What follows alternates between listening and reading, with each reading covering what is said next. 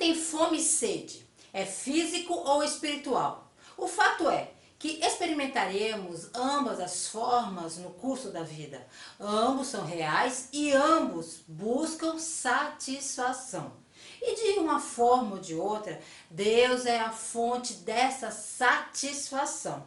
A paz do Senhor, povo lindo de Deus, para você que é novo por aqui, sou a diaconisa Tânia Anjo, sou professora de Escola Bíblica Dominical. Estamos estudando o primeiro trimestre das lições bíblicas da editora CPAD, da classe dos adultos, que tem o tema Aviva a tua obra, o chamado das Escrituras ao quebrantamento e ao poder de Deus. A lição de hoje é a lição 10, o avivamento na vida pessoal. O texto áureo nos diz assim: porque a tua benignidade é melhor do que a vida, os meus lábios te louvarão. Assim eu te bendirei enquanto viver, e em teu nome levantarei as minhas mãos. Salmo 63, verso 3 e 4. A verdade prática nos diz assim: a presença do Espírito é uma realidade em todos os dias da vida de um crente avivado. A leitura bíblica em classe se encontra em Salmos, versículo 63, verso do 1 ao 8. Esse salmo mostra o amor de Davi por Deus em um lugar seco, sedento e difícil, em um lugar onde a alma é destruída ou desenvolvida. A alma de Davi se aprofundou com o calor da circunstância. O deserto natural em que Davi estava também era um deserto espiritual para Davi. Ele estava em um lugar solitário, desolado, inquieto e aflito. Era uma época com pouca orientação sobre o que fazer, mas Davi encontrou um toque de Deus para sua alma enquanto estava no deserto.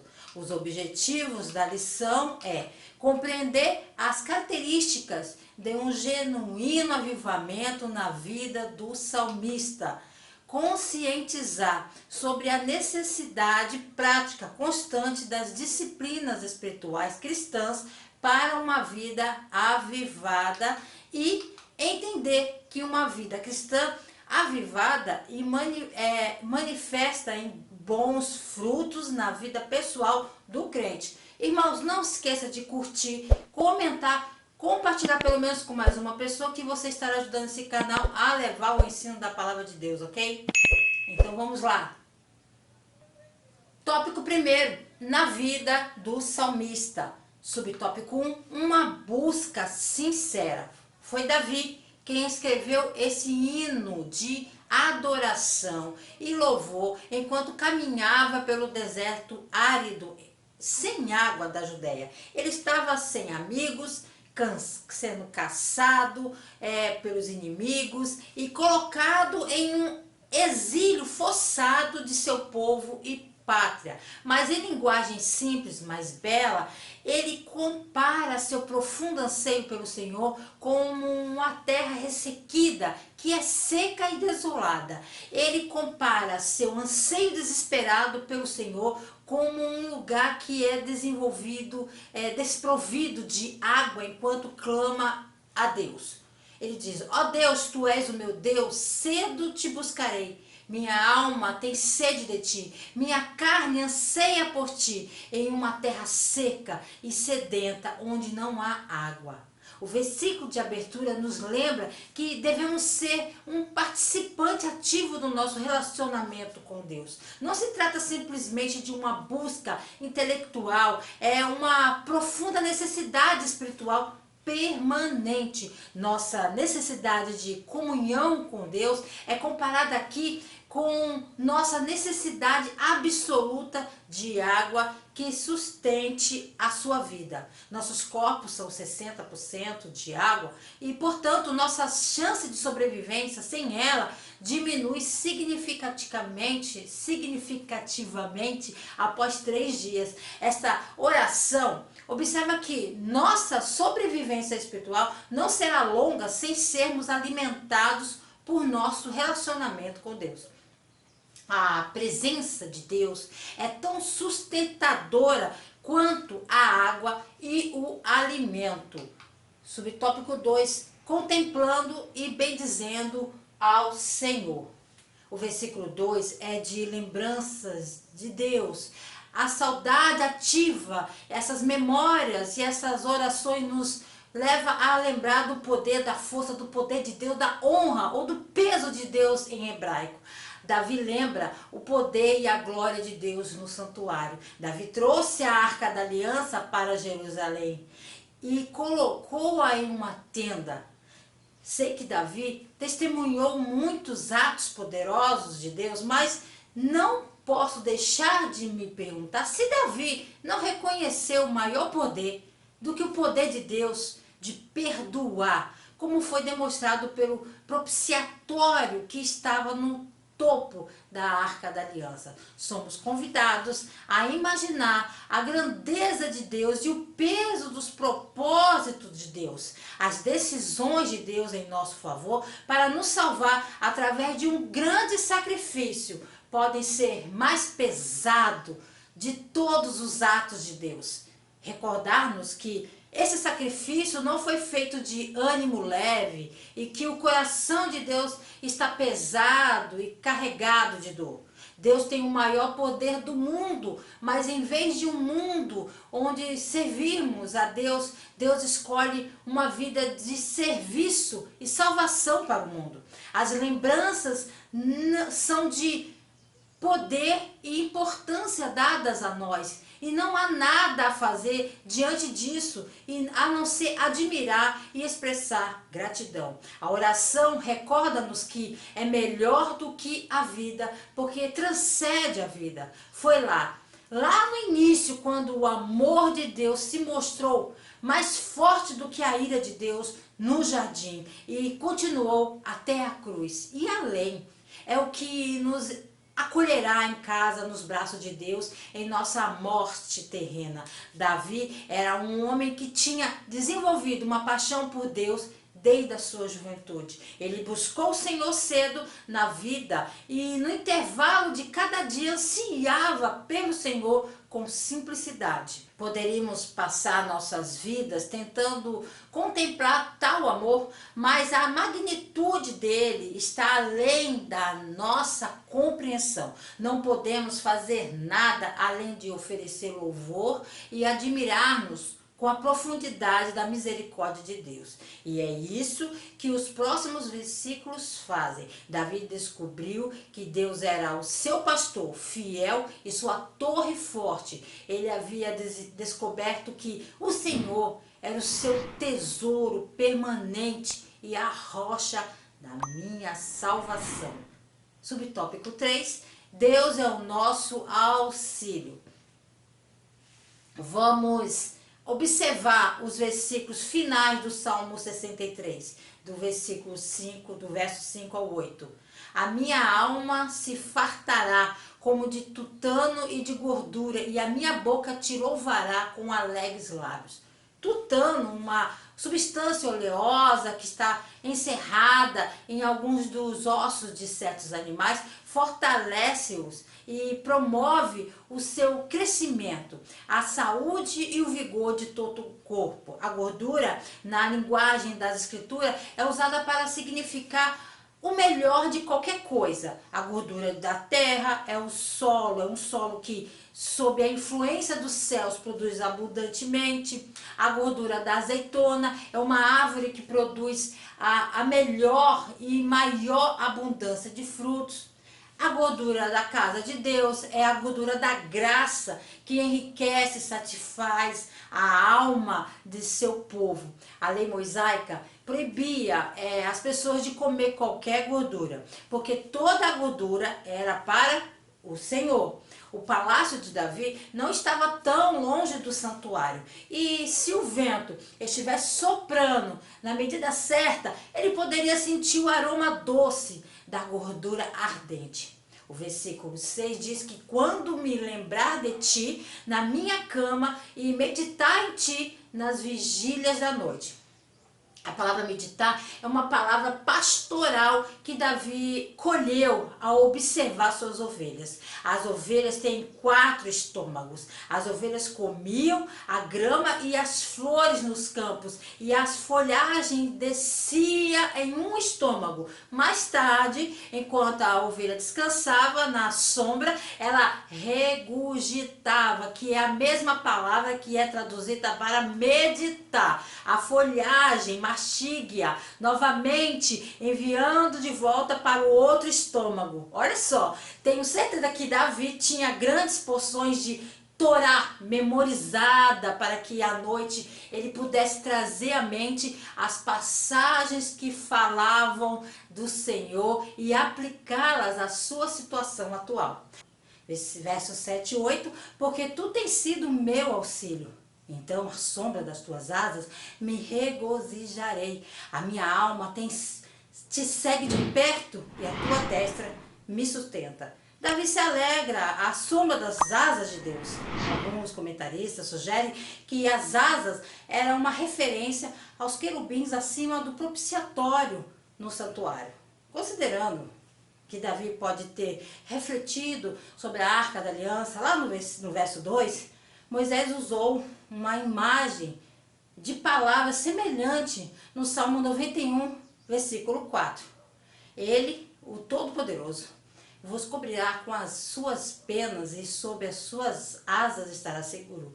Davi usa essa palavra em outros salmos. Davi se volta para os seus dias de juventude, para a imagem da palavra de um cordeiro indefeso, seguindo perto de seu pastor para a proteção. A mão direita de Deus é semelhante à mão do poder e da proteção.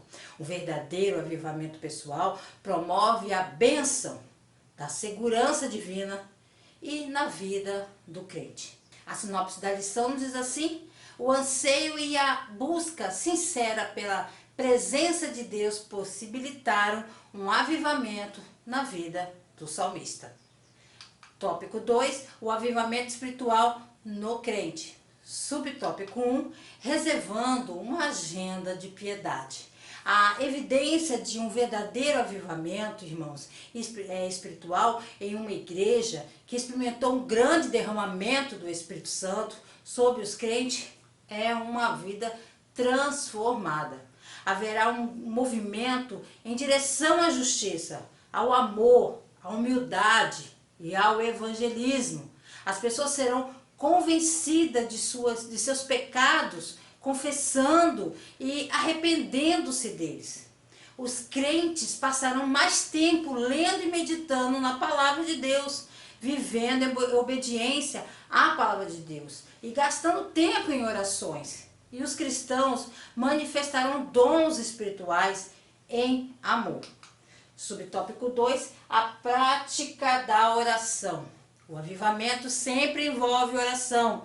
Podemos dizer assim, olha só, a oração aconteceu sem um avivamento generalizado. Mas um avivamento generalizado nunca acontece sem oração. Se esperamos por avivamento, devemos perguntar: quem está chorando? Quem está agonizando em oração? Nas escrituras, agonizar em oração é muitas vezes acompanhado por jejum também. O jejum é uma disciplina física que encoraja e manifesta uma luta interior e temperança da alma.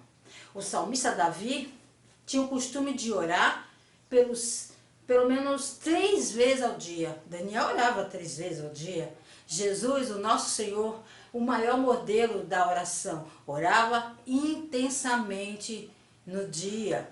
Paulo diz aos Tessalonicenses, em sua primeira carta, a eles para orar sem cessar, por um propósito.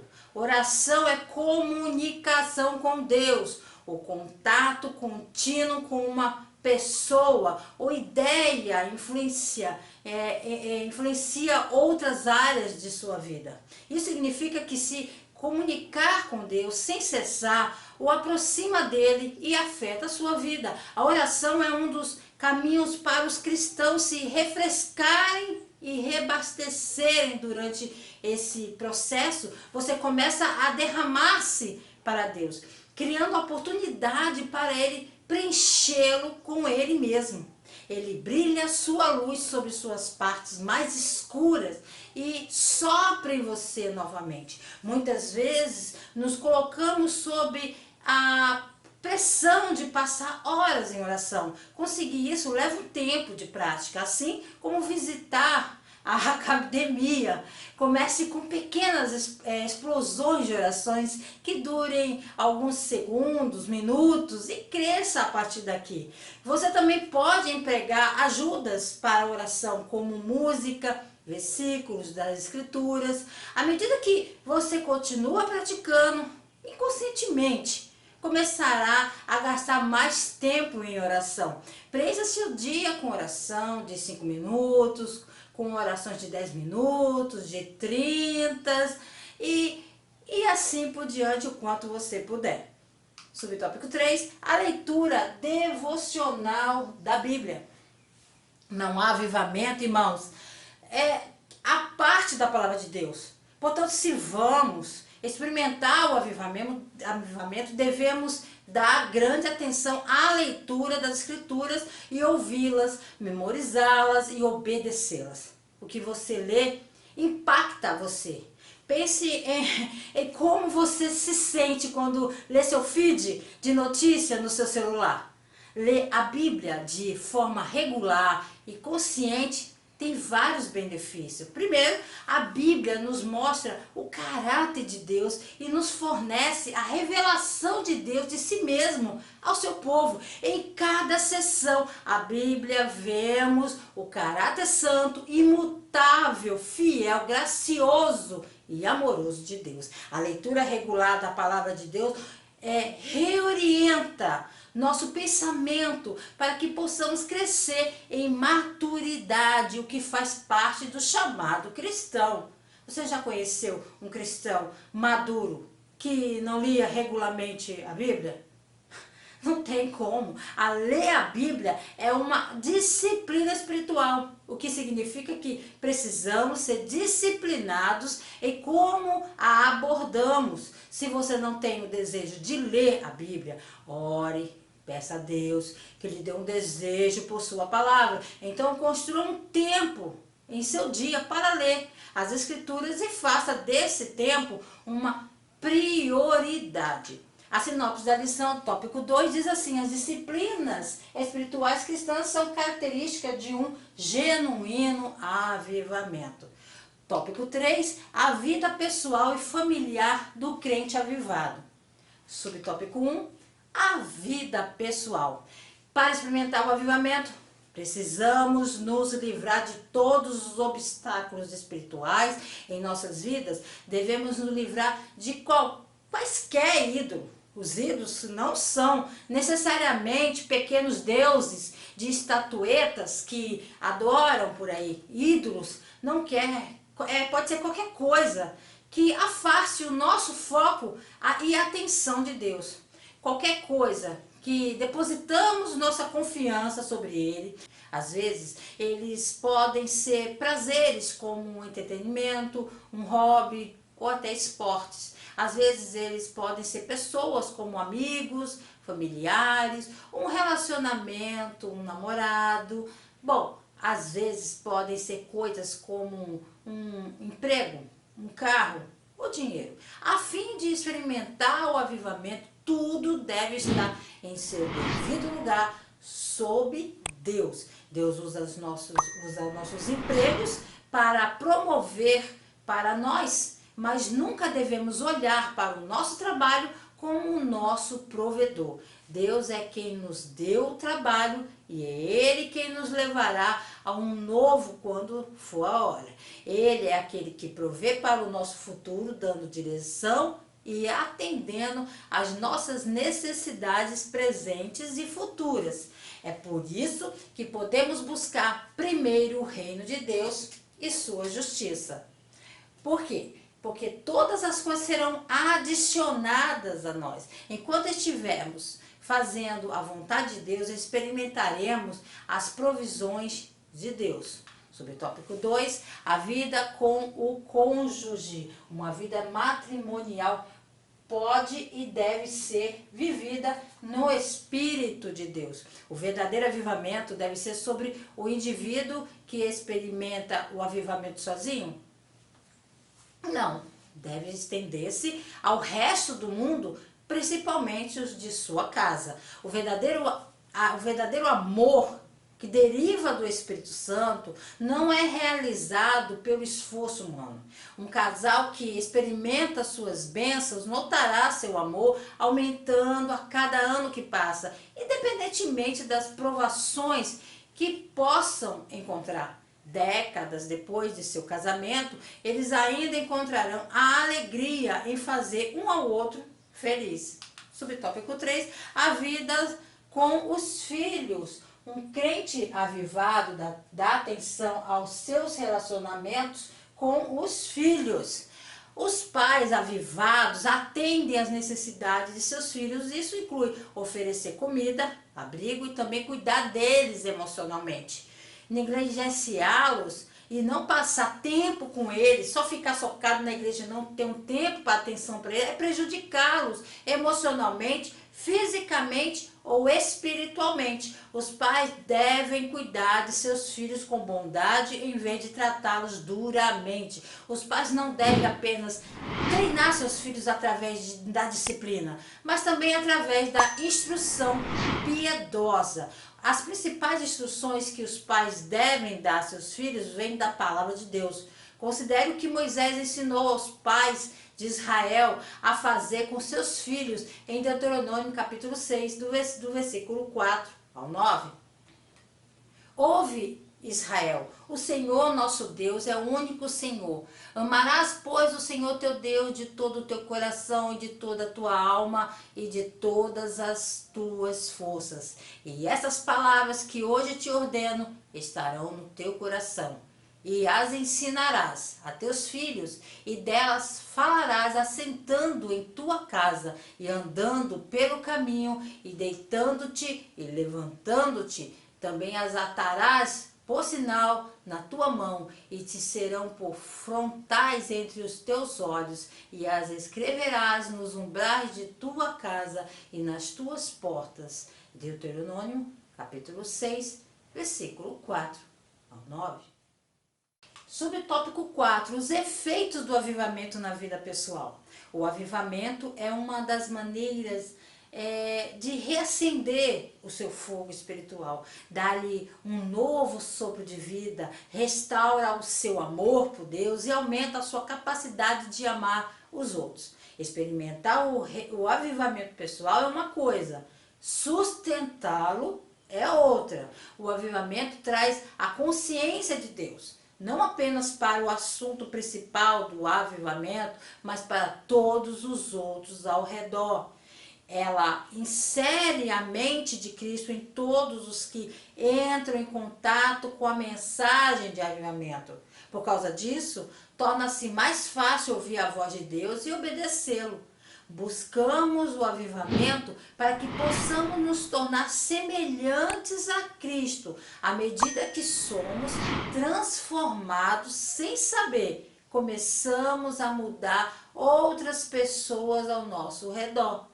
Eles veem como agimos e são convencidos de seus atos profanos, como mencionamos já em outros pontos. Logo, a santidade se torna evidente, porque se espalha como fogo no ambiente e as pessoas se tornam perseguidores de Deus por conta própria. O avivamento prepara o coração dos homens para seguir a Cristo. Em seguida, gera conversão e regeneração, à medida que os homens se tornam mais iluminados e veem a justiça de Cristo.